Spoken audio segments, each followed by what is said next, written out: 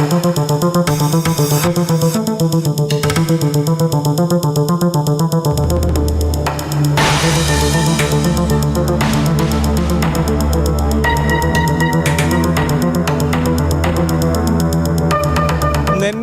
പോത്തുണ്ടി ഇരട്ട കൊലപാതകം കേരളത്തെ ആകെ ഞെട്ടിച്ചൊരു കൊലപാതകമാണത്.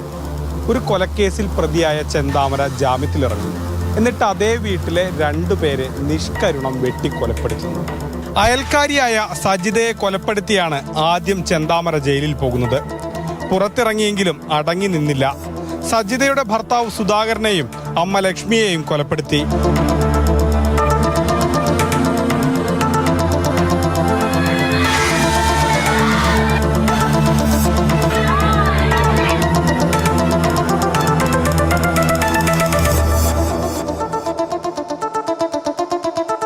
(2025) ജനുവരി 27. അന്ന് ഈ സമയത്തൊക്കെ നാട്ടുകാരും പോലീസും ഒക്കെ ചെന്താമരയ്ക്ക് വേണ്ടിയുള്ള പരക്കമ്പാച്ചിലാണ്.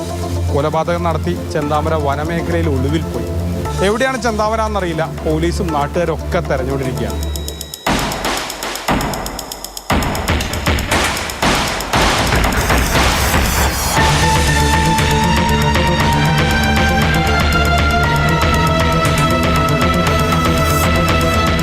കൊലപാതകം വളരെ വിവാദമായല്ലോ. അപ്പോൾ സർക്കാർ ഒരുപാട് വാഗ്ദാനങ്ങൾ ഈ കുടുംബത്തിന് നൽകുന്നുണ്ട്.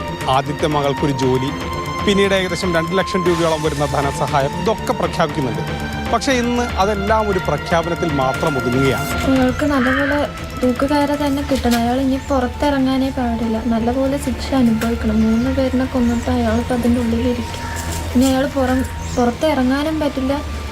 നല്ല തൂക്കുകയർ തന്നെ അയാൾക്ക് കൊടുക്കണം. ഇല്ല, ഒന്നുമേ കിട്ടിയിട്ടില്ല. എല്ലാം അപ്പം പറഞ്ഞിട്ട് പോയത് തന്നെയാണ്. അതേപോലെ ധനസഹായം കിട്ടി പറഞ്ഞിട്ട് എല്ലാവരും പറയണ്ടായിരുന്നു. നമുക്കൊന്നുമേ കിട്ടിയിട്ടില്ല. നമ്മൾ എല്ലാവരും പറയുമ്പോൾ തന്നെയാണ് നമ്മളും അറിയുന്നത്. ലീഗലായിട്ട് ആരും കോൾ ഒന്നും അറിയിച്ചിട്ടൊന്നുമില്ല. ചേച്ചിയുടെ ജോലിയുടെ കാര്യം ഒന്നും ആയിട്ടില്ല. എല്ലാ ശിക്ഷ കൊടുക്കുക തന്നെ ചെയ്യണം. അല്ലാണ്ട് കുട്ടികൾ പേടിച്ചിട്ട് രാത്രി മുഴുക്കും ഉറങ്ങണില്ല. 6 മണിയാകുമ്പോഴേക്ക് കുട്ടികൾ പറഞ്ഞ് കിടുകിട് വറക്കുക ചെയ്യുന്നത്. ഈ സർക്കാർ പറഞ്ഞ ഇതൊന്നും കിട്ടിയില്ല. ഒന്നും കിട്ടിയില്ല മേൻ, ഒന്നും കിട്ടിയിട്ടില്ല. അതപ്പോൾ പറയുന്നത് 2-3 ലക്ഷം കിട്ടി പറയുന്നു. ഞങ്ങളുടെ കയ്യിൽ ഒരു 10 പൈസ പോലും കിട്ടിയിട്ടില്ല. പറയേണ്ട എല്ലാ ചുറ്റുപാടും ഉള്ളത് TV വന്നു, അത് വന്നു, ഇത് വന്നു പറയുന്നു. ഞങ്ങൾക്ക് ഒന്നും കിട്ടിയിട്ടില്ല മേൻ.